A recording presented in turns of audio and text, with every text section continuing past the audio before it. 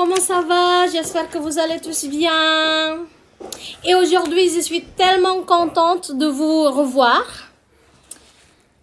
Mungkin dihentikan saja bahasa Prancisnya ya.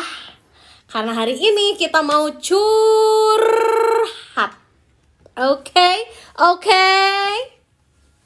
Terus, coba diliatin buku-buku. Tada, buku dari Ica Ayu. Siapa yang mau? Cung. Nggak ada yang mau. Nggak ada. Buku dari Ica Ayu. Di sini aku ditemenin seperti biasa sama Ibu Dian. Sini Bu Dian, kelihatan dulu mukanya. Ini ada yang kangen nih pasti kan? Ya, gue selalu setengah mukanya. Oke. Jadi pokoknya untuk hari ini aku mau ngasih satu ya sama yang beruntung. Oke. Dan nanti dicek sama Ibu Dian. Nanti sama Bu Dian dicek siapa yang nongkrongin terus dari awal sampai akhir. Karena aku mau bagi-bagi sheet mask biar mukanya glowing kayak aku gini nih. Mau kan glowing? Jiro. Oke. Aku mau perkenalan dulu ya.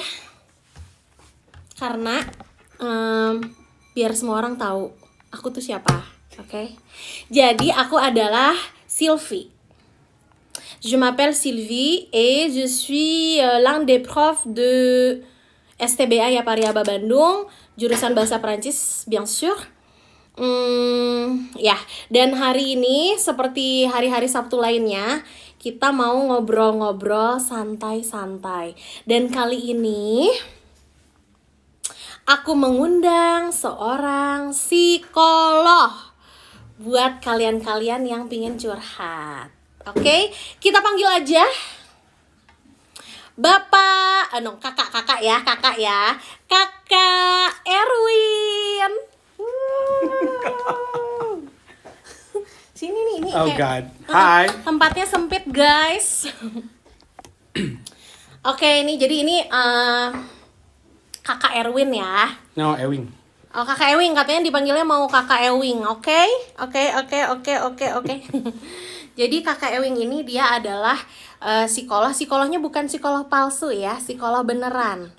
Oke, bayarannya mahal. Oke. God. Thank you. Jadi coba Kak Ewin cerita tuh.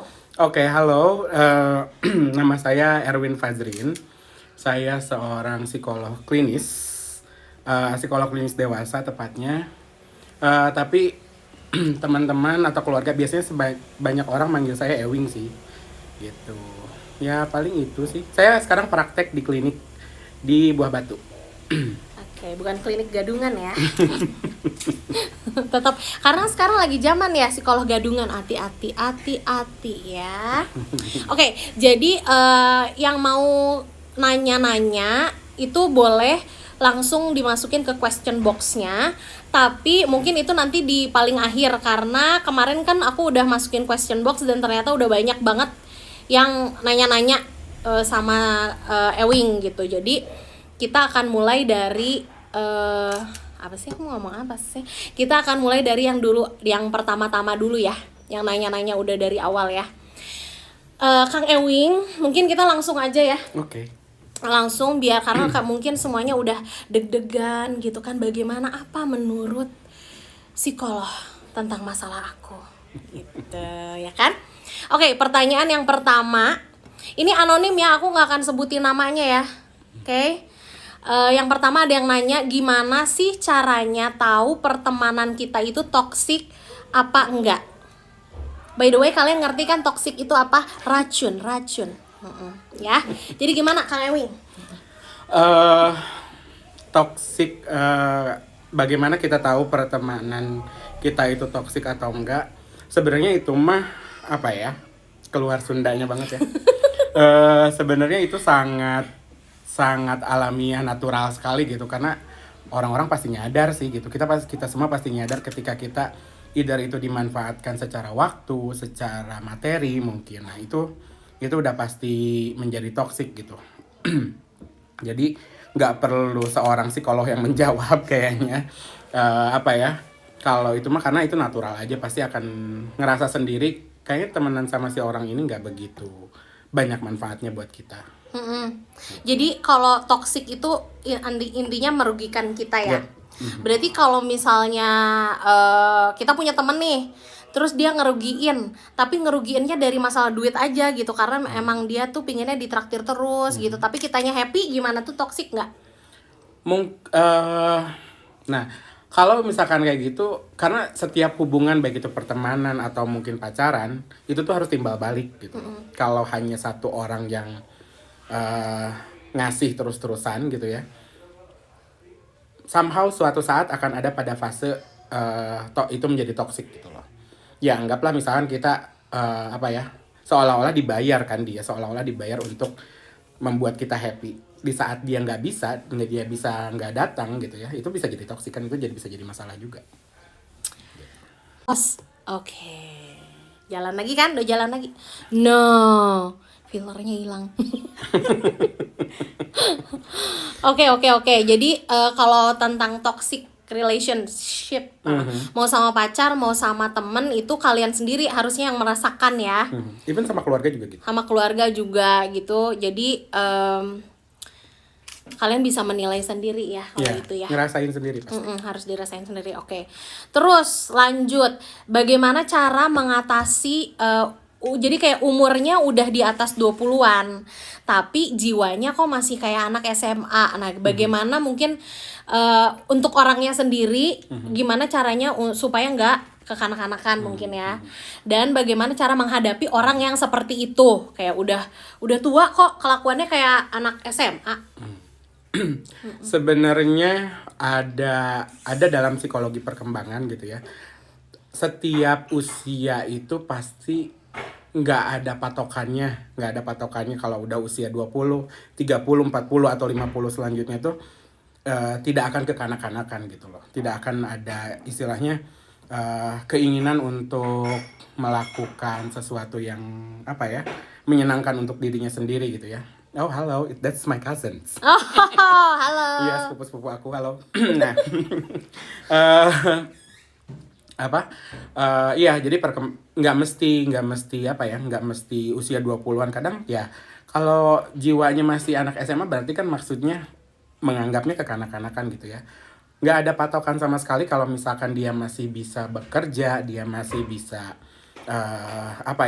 melakukan tugasnya, melakukan pekerjaannya dengan baik, terus kemudian dianya juga bisa menghasilkan sesuatu dengan itu. Udah, kalau hanya untuk kesenangan semata sih nggak masalah kayaknya. Tapi kalau misalkan dianya jadi demanding, dependent ke orang lain gitu ya, jadi manja dan lain sebagainya, mungkin itu sedikit jadi masalah.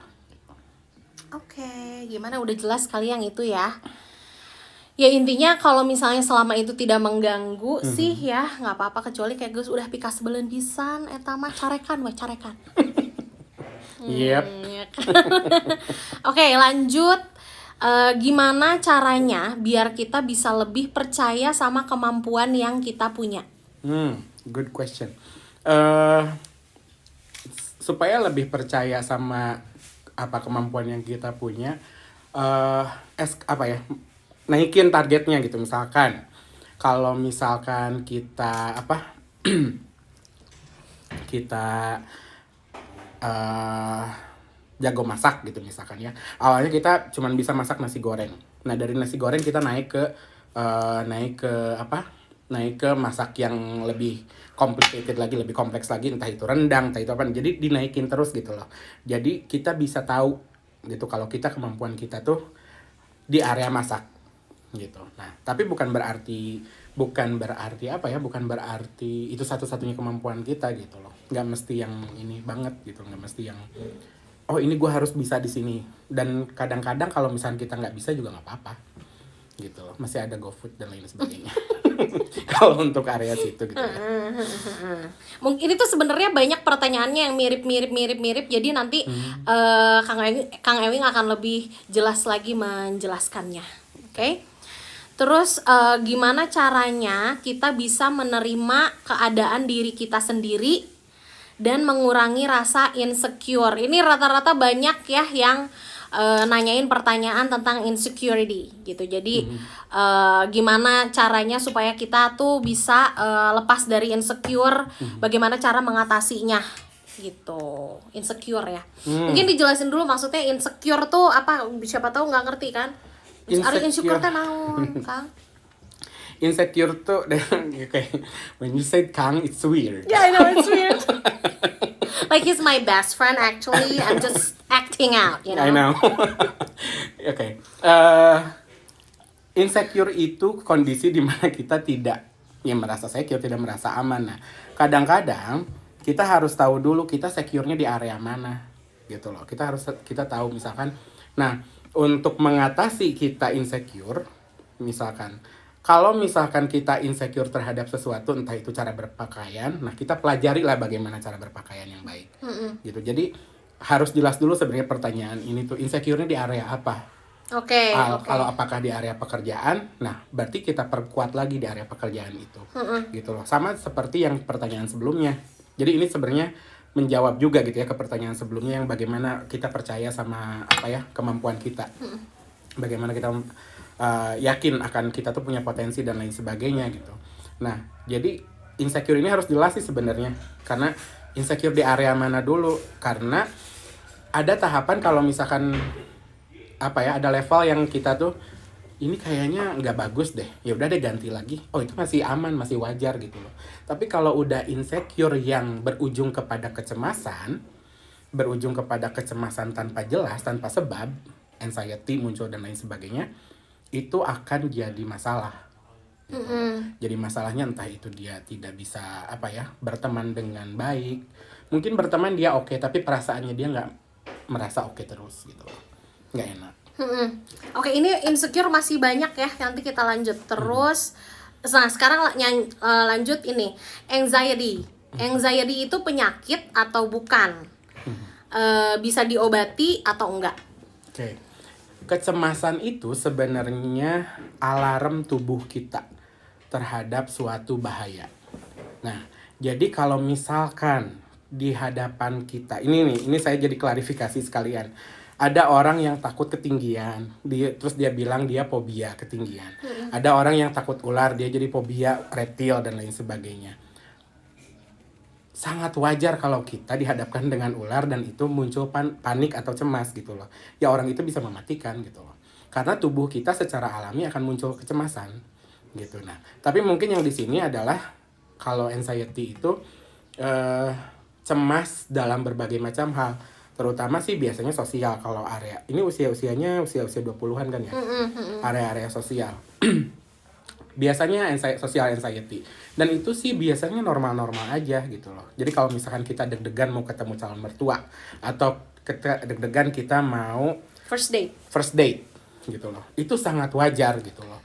Itu sangat wajar. Atau kita mau presentasi sekalipun, presentasi makalah kita atau materi yang dikasih dosen dan lain sebagainya, itu sangat wajar kok gitu loh. Cuman ada satu penyakit namanya anxiety disorder memang gitu loh. Nah, tapi sebelum mencapai anxiety disorder itu ada tahapan-tahapan atau ada penyakit-penyakit lain yang mendukung gitu, entah itu penyakit fisik, entah itu dan penyakit mental. Kalau secara fisik biasanya kita dicek dulu apakah ada kendala dari segi fisiknya. Jadi diceknya sama dokter, sama dokter. Terus kemudian kalau secara fisik aman, baru kita masuk ke psikologis.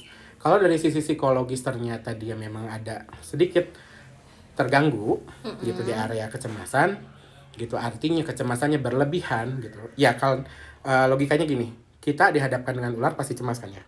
Nah, ini mah nggak ada ular, nggak ada apa-apa tapi cemas terus, nah itu baru gangguan gitu loh. Jadi nggak ada apa-apa, nggak ada yang membahayakan diri kita gitu, tapi cemas deg-degan terus-terusan, ya itu mah pasti gangguan. Jadi emang anxiety itu sebenarnya wajar ya, manusiawi, namanya cemas, kecuali pada saat kalian tuh cemas terus padahal nggak ada apa-apa. Nah, eta mah rada gelo. No, I'm kidding. Okay. Sama seperti insecure juga, maksudnya kita kalau misalkan dalam pekerjaan insecure tapi itu membuat kita jadi ini diperbaikin lagi lah deh gitu ya, diperbaikin lagi deh gitu. Nah, itu jadi lebih bagus kan jadinya. gitu. Jadi ada kapasitas insecure atau anxiety itu masih bagus kok gitu untuk ini, untuk apa? Untuk diri kita berkembang.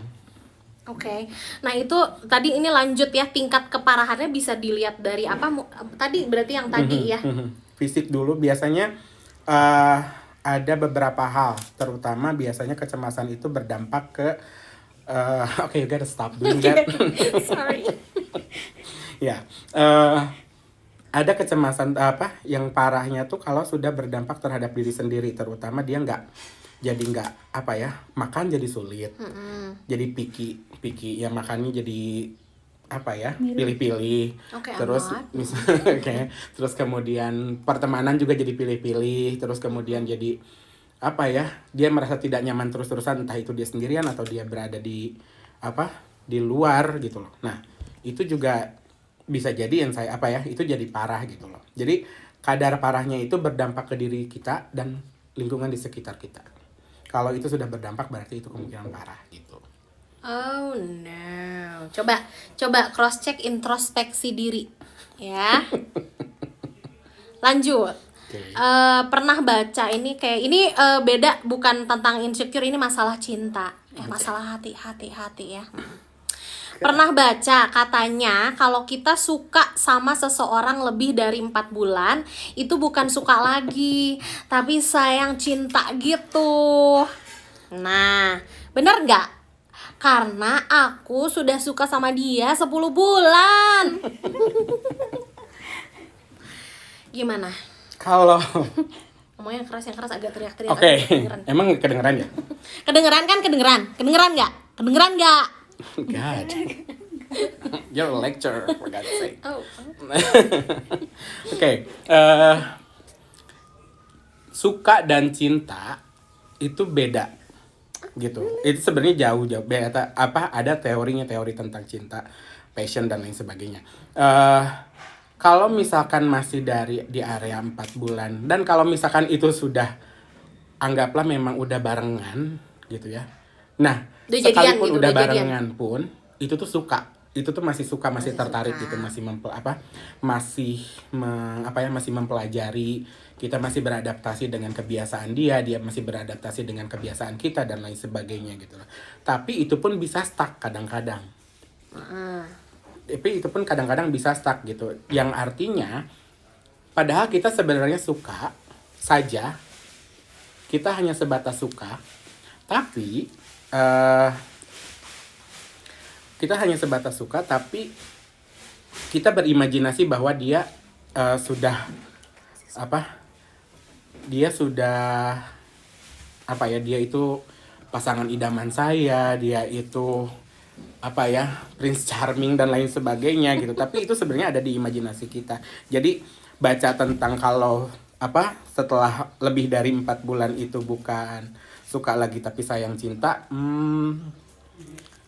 I think kayaknya itu masih mitos deh. Kayaknya itu masih areanya masih suka. Karena masih penasaran.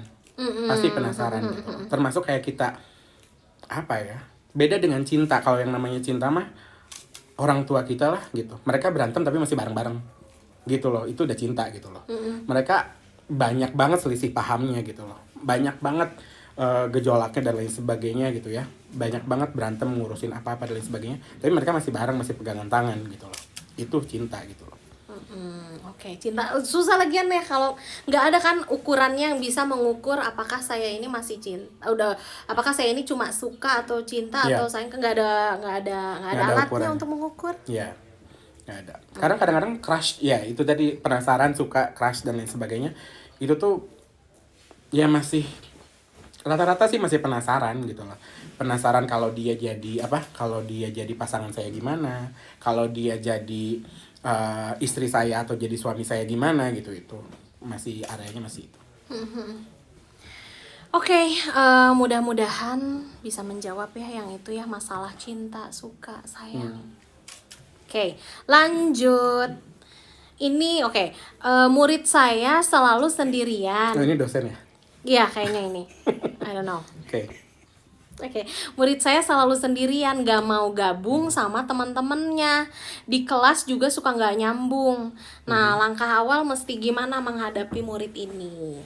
Yang pertama kalau jadi dosen sih mungkin serba salah ya, karena nggak bisa terlalu dekat juga, tapi pengen merangkul juga mungkin ya kalau dosen ya. Eh, yang pertama sih mungkin harus ditanyakan sebenarnya dia benar-benar minat nggak sekolah, gitu loh. Oh, Itu ya. dulu. Sebenarnya Jadi dia, kita yang nanya. iya, dia benar-benar minat nggak? Mungkin apa ya, yang lebih tinggi dari dosen tuh apa, dekannya atau misalkan kaprodinya mungkin ya. Kaprodi ya. Kaprodinya gitu mungkin ya, yang apa ya, atau dosen walinya. Dari kalau dosen wali masih bisa handle, tanya dia tuh apa, dia tuh masih minat nggak kira-kira untuk kuliah gitu. Kalau misalkan masih minat, baru tanya masuk ada kendalanya di area apa gitu loh. Langkah awal sih tanya dulu di area situ gitu loh, area personalnya gitu. Tapi sebelumnya ini nggak tahu sih berdampak ke IPK kah atau enggak gitu. Kalau udah berdampak ke IPK ya berarti itu harus ditanya gitu loh. Gitu. Cuman kayaknya kalau di setiap kampus bukan selalu ada itu ya, ada apa? Student center untuk Bimbingan konseling iya, gitu. gitu. Nah, itu juga bisa sih melalui itu. Oke, tapi kan biasanya kalau murid jadi harus kitanya ya, karena dia nggak mungkin datang sendiri sih. Ya, mungkin harus dosennya sih yang harus nanya. Apa ya? Nanya ya, kamu kenapa gitu loh sebenarnya. Cuman mungkin lebih fancy dibanding kamu kenapa ya gitu. Kamu sebenarnya minat nggak kuliah di sini gitu loh. Karena bisa jadi masih banyak banget gitu apa ya, kasus-kasus selama saya praktek, banyak kasus-kasus mahasiswa yang sebenarnya dia nggak minat kuliah di sini tapi maksain gitu loh. Jadinya berdampak ke sosialnya, berdampak ke dirinya juga. Oke. Next, cara membangun hubungan yang baik biar sepaham. Gimana? Hubungan pacar mungkin. Pacar kalau kayaknya ini. Oke. Nah. Iya, let's see. Udah ya, udah. Oke, jalan ya. Jadi tadi apa cara membangun hubungan ini pacar ya biasa kayaknya ya. Hubungan yang baik biar sepaham. Oke. Sepaham. Banyak nggak area hubungan? Pertanyaannya. Hubungan beda-beda tapi sih kayaknya. Oke. Kalau ini sebenarnya baik dalam pertemanan, beda banyak sekalipun pertemanan, mau apalagi pacaran gitu ya, apalagi mau menikah gitu ya. Cara membangun hubungan yang baik, hal yang pertama adalah kenali dulu diri kita. Gitu loh. Apa yang kita pengen dari diri kita. Maksudnya apa yang kita pengen dari diri kita. Kita tuh maksudnya kayak semacam, kalau misalkan laki-laki pengennya istri yang kayak gimana, pengennya jadi gambarannya saya tuh menjadi suami seperti apa gitu loh. Baru nanti kita akan bisa mendapatkan gambaran, oh kayaknya istri yang memungkinkan mendukung tuh ini gitu. Atau sebaliknya gitu, kalau misalkan saya perempuan tuh saya tuh pengennya jadi istri yang seperti apa gitu loh. Kalau gue punya keluarga tuh pengennya ngebantu seperti apa dulu gitu loh. Nah itu. Nah terus kalau misalkan, terus yang kedua yang paling penting, dan ini jarang biasanya jarang dilakukan, bukan nyusun ya, kayak semacam Skripsi. Oke. Nah, itu beda lagi, biasanya lebih stres lagi. Membuat suatu kesepakatan ketika kita berantem. Kalau lagi berantem tuh sebaiknya gimana? Analoginya gini, kalau atlet, boxer, petinju, mereka tuh bertanding mati-matian. Yang mati-matian tuh bukan bertandingnya sebenarnya, tapi justru pas latihannya gitu, pas persiapannya. Nah ini juga sama gitu loh analoginya. Jadi kita harus siapin dulu, oh kalau sama si ini berantemnya masih kayak gini nih pas lagi pacaran gitu. Pas nanti mau lanjut ke pernikahan, sebelum lanjut ke pernikahan kita obrolin dulu gitu. Karena orang tuh biasanya miss banget area itu. Kita ngobrolin, ada orang yang sukanya dia merasa kalau diobrolin tuh langsung beres masalahnya. Ada yang orang yang dia butuh waktu sendiri untuk memutuskan gitu loh, untuk menyelesaikan. Nah itu kan biasanya konflik dua di area situ kan. Nah cara tengah-tengah ini yang harus dibicarakan, tapi dibicarakannya bukan pas lagi berantem. dibicarakannya tuh pas lagi adem ayem.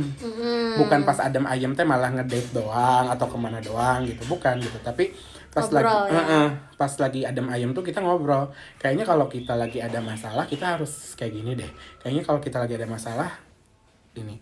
Dan harus diingat kalau misalkan sebenarnya kalau dalam hubungan pasti ada masalah terus. Tapi yang harus diingat adalah bukan laki-laki lawan perempuan, tapi berdua lawan masalah. Gitu loh. Jadi yang menang itu pasangan gitu. Pasangan lawan masalah, bukan pasangan A dengan pasangan si suami lawan istri atau si pacar dengan si pacarnya gitu loh. Gitu. Itu yang harus diingat sih gitu. Jadi itu sih yang selalu saya sampaikan. Gimana cara membangun, pastikan dulu kita bisa handle ketika kita berantem gitu loh. Karena kalau nggak bisa handle pas berantem tuh itu yang sangat-sangat sering kejadian, entah itu battle up menahan perasaan yang jadinya stroke dan lain sebagainya gitu ya. Ada tukang bakpao enak sih kayaknya, nah gitu ya, sorry. Ada tukang bakpao lewat.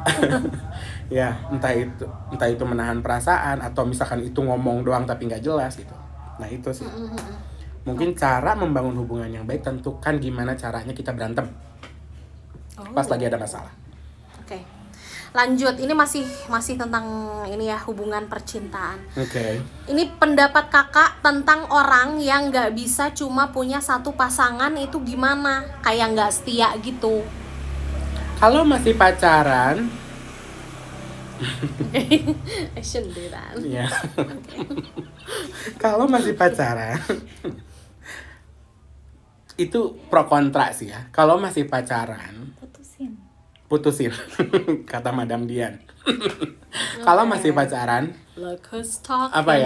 kalau masih pacaran kayaknya masih, karena belum serius-serius banget, belum tunangan, belum ngurusin ini gitu ya.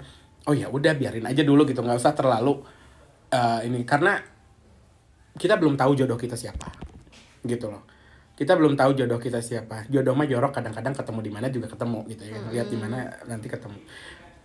Nah, jadi kecuali kalau memang sudah legally married, itu udah beda lagi urusan gitu loh. Kalau udah menikah gitu. Tapi kalau masih pacaran mah, yang cewek masih punya pilihan lain, yang cowok juga masih punya pilihan lain sebenarnya. Kalau belum komitmen satu sama lain, gitu loh. Santai aja bro.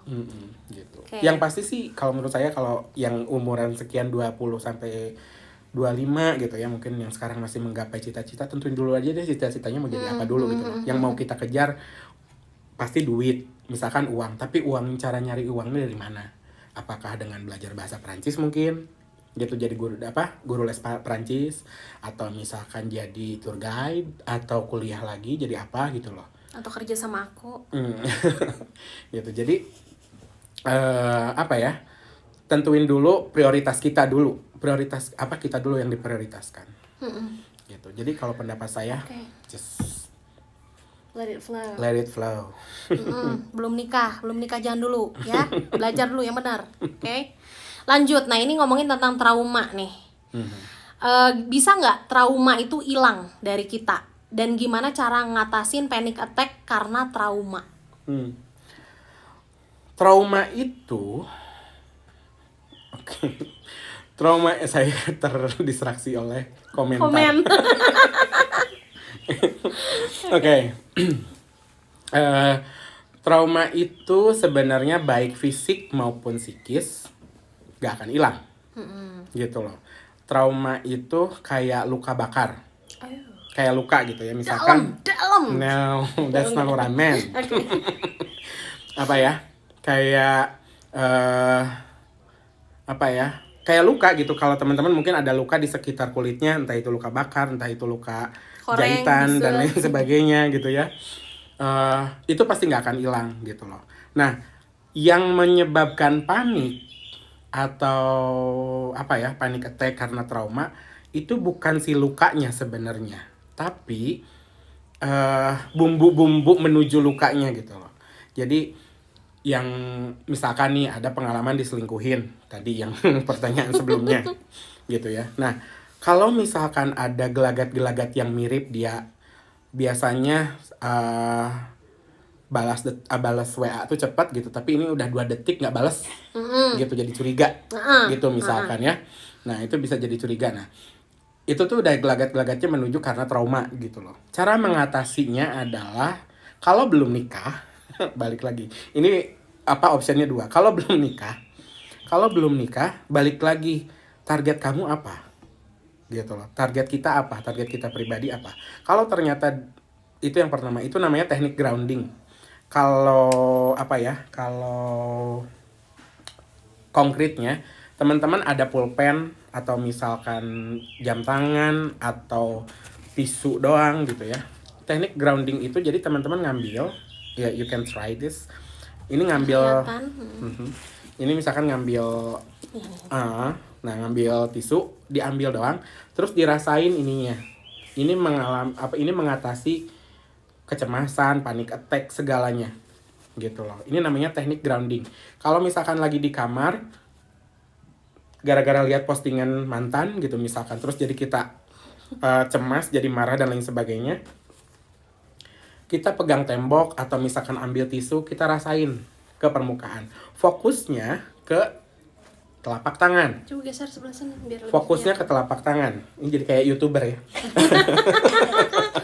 beauty vlogger. Fokusnya ke telapak tangan. Jadi bagaimana kita merasakan permukaan tisu di telapak tangan. Bisa pakai batu, bisa pakai tembok gitu. Kalau mukanya bergerigi kayak saya juga bisa. Gitu. Jadi fokusnya dialihkan ke sini. Itu mengatasi panic attack pas konkretnya, pas kejadiannya. Nah, tapi kalau gimana caranya untuk supaya bisa latihan nantinya ternavigasi dengan baik gitu ya, ternavigasi dengan baik, terarahkan dengan baik.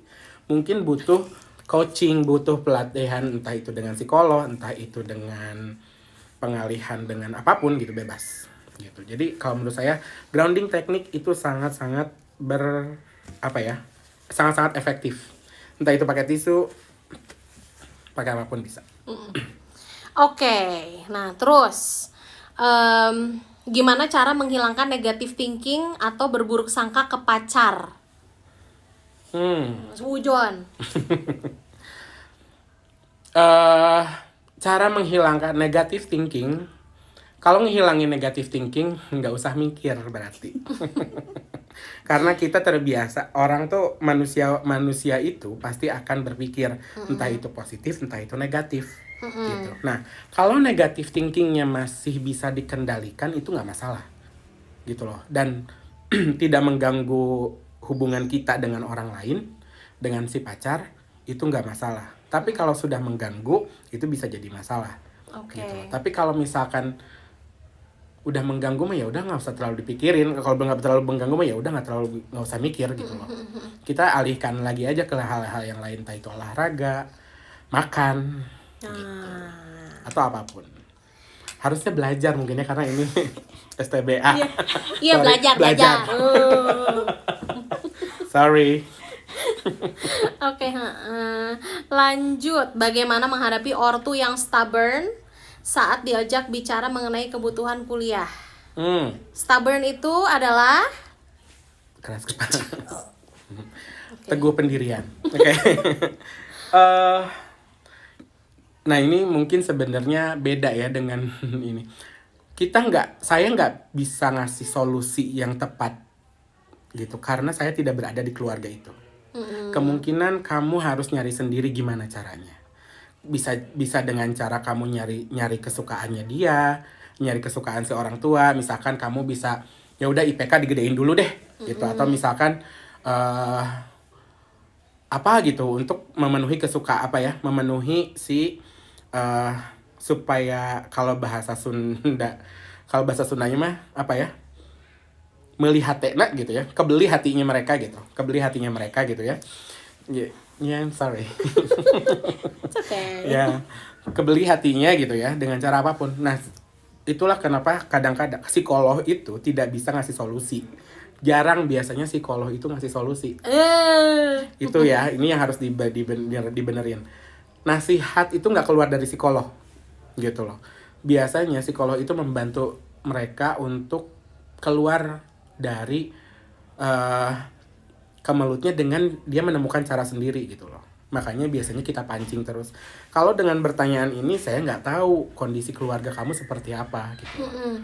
Saya perlu tahu gitu. Dan itu kan nggak mungkin. Saya harus nginep dulu mungkin kan itu jelas-jelas tidak memungkinkan. Gitu. Jadi kalau menurut saya cari dari kesukaannya dulu, belajar dari kesukaannya. Entah itu kayak sok-sok nyuciin mobil kayak gitu loh. Apapun lah gitu untuk ngebeli hatinya. Oke. Gini, aku punya kenangan buruk waktu kecil dan kebawa sampai sekarang. Bahkan sampai sekarang masih nggak bisa maafin kesalahan-kesalahan aku di masa lalu. Suka kepikiran terus dan jadinya kebiasaan kalau ada apa-apa selalu mikirnya ini salah aku. Terus si trauma masa kecil ini bikin aku insecure parah dan nutup diri. Gimana caranya bisa normal lagi? Ini masih nyambung tadi yang trauma tadi ya, gitu. Ada yang mau ditambahin mungkin dari itu. It's fine. It's still fine. Iya. Itunya tuh kurang ke ini. Nah, nyalain lagi. Udah sok kayak wing. Oke. Oh sorry. Ini sebenarnya hubungannya sama trauma juga kali ya, yang berdampak terhadap insecure. Jadinya insecure.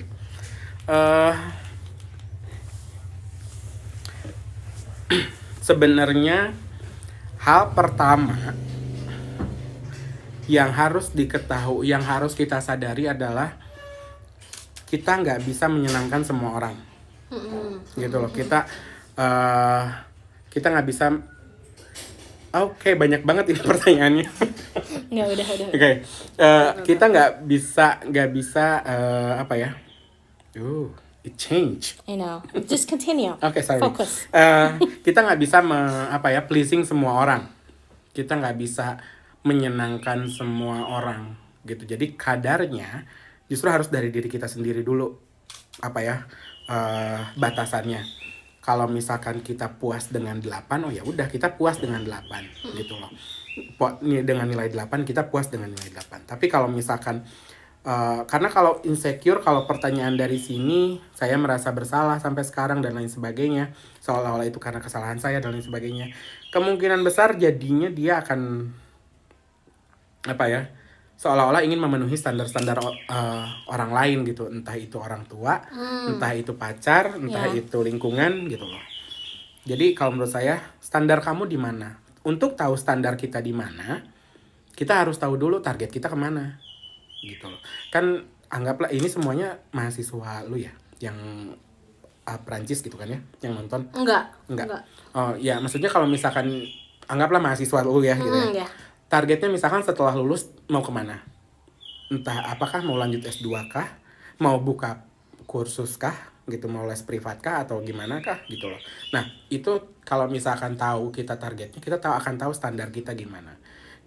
Dari situlah kita akan, hal ini akan berdampak kemana? Kita nggak akan terlalu insecure sama apa yang kita lakukan, akan pencapaian kita. Terus kita nggak akan terlalu, tadi nyambung ke pertanyaan yang kita akan percaya sama kemampuan kita dan lain sebagainya. Jadi itu berdampak banyak gitu loh.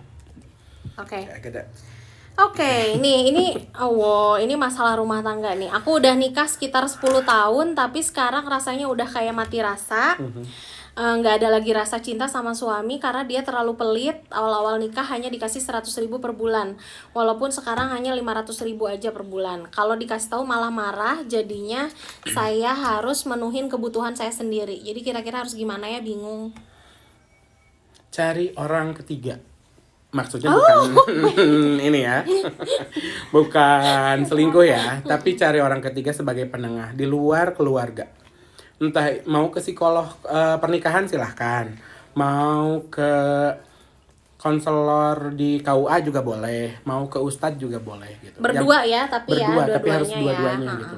Karena kalau ini kayaknya butuh inquiry lebih banyak gitu untuk bisa ngasih taunya gitu loh.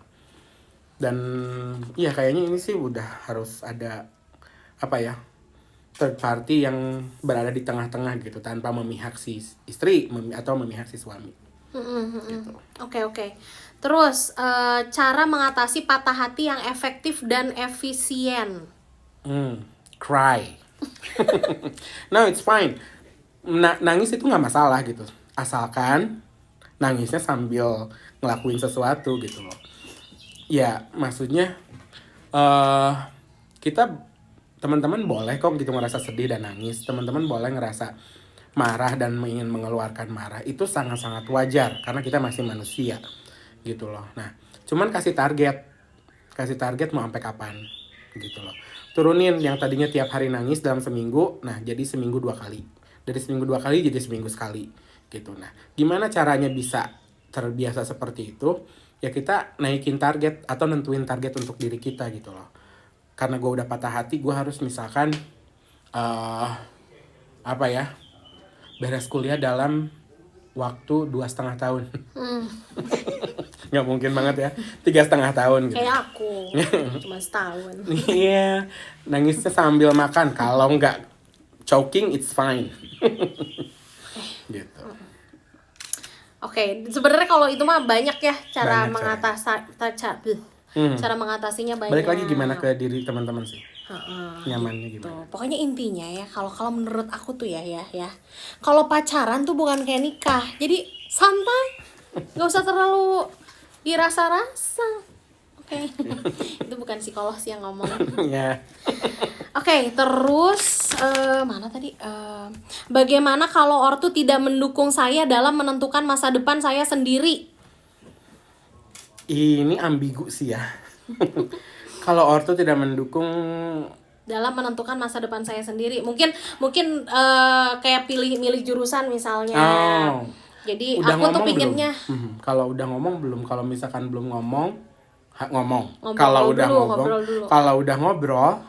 kalau udah ngobrol, biasanya ortu itu, orang tua itu tuh, mereka tuh cemas karena mereka tidak tahu.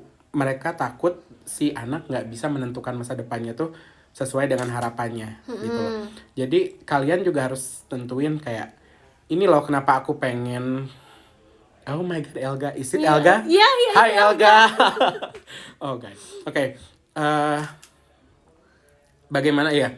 Jadi kalau si ortu tuh biasanya selalu cemas, makanya kita harus nentuin, ini loh apa, saya tuh pengen kuliah di jurusan Perancis karena saya pengen mencapai ini dalam waktu segini gitu. Kalau misalkan saya apa ya, saya cita-cita saya menjadi ini, menjadi apa gitu dan lain sebagainya, dan saya bisa mencapai target. Nah kalau misalkan kayak gitu, saya yakin sih ortu biasanya lebih ini gitu loh. termasuk apa ya, termasuk dalam perjodohan. Kadang-kadang perjodohan juga gitu, bingung, jadi harus dijelasin gitu loh. Entah itu si pasangannya, si calon pasangannya gitu ya, dijelasin, ini loh kenapa saya pengen menikah, saya tuh udah punya ini, dia dijelaskan gitu loh, supaya orang tua tuh biasanya tidak mendukung atau cemas karena dia tidak tahu. Ya. Oke. Komunikasi ya, ngobrol gitu ya. Biar jelas semuanya. Lanjut lagi, Kak, wajarkah kita ngerasa males di rumah saat pandemi dengan alasan gak mau tahu masalah ortu kita? Ya atuh di rumah atuh pandemi mah. Kumaha? Wajar. Wajar ya, wajar. Wajarkah kita ngerasa males di rumah karena di rumah misalkan gak begitu apa ya, sering berantem dan lain sebagainya? Ya wajar atau di manusiawi sekali gitu, kita pasti pengennya itu. Cuman yang jadi titik apa ya, titik penentuannya itu adalah apa yang kamu lakukan ketika itu tidak wajar, itu menjadi wajar gitu loh. Apakah kamu jadi ikut campur di dalam masalahnya, jadi maksudnya membantu mengatasi masalah komunikasinya atau masalahnya gitu loh, atau kamu melarikan diri gitu loh. Itu nggak masalah, itu wajar sekali. Oke. Satu lagi kayaknya ini waktunya udah. Hah? Masih ada di kotak pertanyaan. Question box.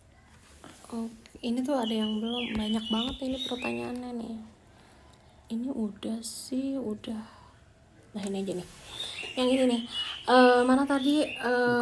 Cara menenangkan. Bagaimana cara menenangkan seseorang yang overthinking dan sering menuduh terhadap sesuatu yang belum kejadian. Gitu. Overthinking itu berasal biasanya overthinking tuh biasanya berasal dari stres. Antara kita berada di antara dua pilihan gitu loh. Pilih A atau pilih B atau bahkan banyak pilihan gitu loh. Kalau jalan ke A nanti ada ini, tapi kalau nggak ke A nanti gimana dan lain sebagainya. Itu biasanya overthinking gitu. Kalau menurut saya yang arahnya ini bukan overthinking sih, tapi lebih ke bagaimana menenangkan orang yang overprotective mungkin ya, gitu ya. Atau misalkan kalau sesuatu yang belum terjadi, Oh, ini nuduh gitu. Kamu Oke, I get it. Nah, karena misalkan kalau misalkan nuduh itu berarti kan overprotective kemungkinan gitu. Overprotective. Gimana cara menenangkannya? Ajak, lihat gitu loh. Apa yang kamu kuntiti saya lah terus-terusan gitu loh. Ikutin aja gitu loh. Itu bisa gitu loh. Dan harusnya sih nggak usah risih dikuntitin itu ya. Atau kalau kamu masih pacaran, kalau udah gak nyaman sih ya bye. That's not a good psychologist. Kalau misalkan overthinking, karena itu jelas pasangan kamu punya isu, punya masalah dengan dengan dirinya sendiri. Entah itu dia insecure, makanya dia harus memiliki kamu seutuhnya, sepenuhnya. Kalau bisa kamu dikerangkeng terus-terusan gitu. Yeah, I should do that. Iya, gitu ya itu. No, you shouldn't. Nah, jadi kayak ya itu paling gimana cara menenangkannya? There is no way unless dia fixing himself or herself gitu loh. There is no way. Karena itu bukan masalah kamu. Kalau kalian belum nikah, itu bukan masalah kamu. Gitu loh. Itu isunya isu dia sendiri. Oke. Gitu. Oke, then. You can be itu. Kalau masih pacaran nggak perlu jadi hero lah. Oke. Sama ini kemarin juga ada yang nanya, ini bayar nggak sih? Kalau untuk live IG kita itu nggak bayar ya, kalian cuma ikutan join aja, kecuali kalau memang mau transfer diterima, oke? Gitu. Dan tapi ini kan yang sesi sekarang ini sama Ewing ini, dia emang psikolog secara profesional ya. Jadi kalau misalnya kalian mau ngobrol lebih lanjut lagi, konsultasi dan segala macam, itu bisa langsung menghubungi Ewing sendiri, nanti dia kasih tahu kliniknya di mana gitu ya, biar langsung aja ya kan. Tapi mungkin dikasih gambaran kira-kira berapa sih bayarnya kalau mau konsultasi. Sebelum mendapatkan gambaran kan udah pada tahu, biasanya orang-orang udah pada tahu kalau konsultasi atau satu sesi dengan psikolog itu sekitar 60 sampai 90 menit. Gitu ya, 60 sampai 90 menit. Nah, dalam 60 sampai 90 menit itu sebenarnya yang ngoceh, yang ngomong itu bukan psikolog, tapi kalian. Jadi si pasiennya atau si kliennya gitu loh. Mereka yang akan bercerita, dan kita sebagai psikolog itu akan memancing untuk mereka bercerita gitu. Apa yang kita lakukan, psikolog lakukan, kita mendengarkan sambil menganalisis. Sambil menganalisis gitu. Kita analisis areanya di mana, terus kalau misalkan itu bisa dalam satu sesi, ya kita selesaikan satu sesi itu. Tapi kalau ternyata harus berbagai macam dibagi, itu pun akan dibicarakan. Nah, itu yang terjadi selama 1 jam sampai 1,5 jam itu. Gitu. Bayarnya untuk area Bandung sih range-nya itu di 200 sampai 400 per sesi. Atau ada yang per jam juga. Kalau yang per jam saya nggak tahu. Oke, jadi pokoknya intinya kalau kalian butuh bantuan psikolog ya, itu bisa langsung nanti DM aja ke Ewing, nanti Ewing akan guide untuk ke kliniknya atau gimana lah gitu ya. Oke. Oke, ya udah, ini sebenarnya mungkin ada beberapa banyak pertanyaan yang tidak sempat terjawab ya. Mungkin nanti one day aku akan undang lagi dia ya. Nggak bisa ya, waktunya ya. Udah habis, soalnya nanti harus masuk lagi. Oke, thank you banget Ewing udah mau diajak curhat. Sama-sama. Ya sama Mama Dede. Nanti jangan lupa minggu depan. Oke, ini nanti akan aku umumin ya siapa yang dapat ini ya. Dan yang dapat masker sheet mask glowing dari aku nanti akan dicek sama Mademoiselle udah ngecek kan? Oke. Dan merci beaucoup untuk minggu depan nanti aku akan undang seseorang yang lagi meneruskan studinya S3 di Swiss. Jadi kita akan bahas bahasa Prancis di Swiss gimana, bahasa Prancis di Prancis gimana, karena dia udah pernah di Prancis dan sekarang di Swiss gitu. Dan kita mau ngomongin juga tentang apa ya sama dia tuh ya, ya biaya hidup di Swiss kayak gimana perbandingannya dengan biaya hidup di Prancis, Paris terutama ya. Sama bagaimana caranya dapetin masih tetap trik dapetin beasiswa. Nah kalau yang ini LPDP gitu. Terima kasih semuanya, Madam Lina, Bu Ria, semuanya yang udah nongol di sini. Terima kasih. Minggu depan kita ketemu lagi ya, ngobrol sama yang dapetin beasiswa di Swiss, oke? Ikutin terus Prancis STBA, dan pendaftaran untuk mahasiswa baru sudah dibuka ya. Jadi cek aja langsung ke Instagram Prancis STBA. Nanti kalau mau tanya-tanya langsung tanya ke adminnya aja. Oke? Ya udah kalau gitu udah ya. Udah ya. Jangan nangis. Bye-bye. Udah. Oke, dadah. Dian dadah dulu dong. Dah. Sampai minggu depan. Merci. Bonne journée à vous aussi. Bisous. Udah gimana nih? Oke. Bye bye.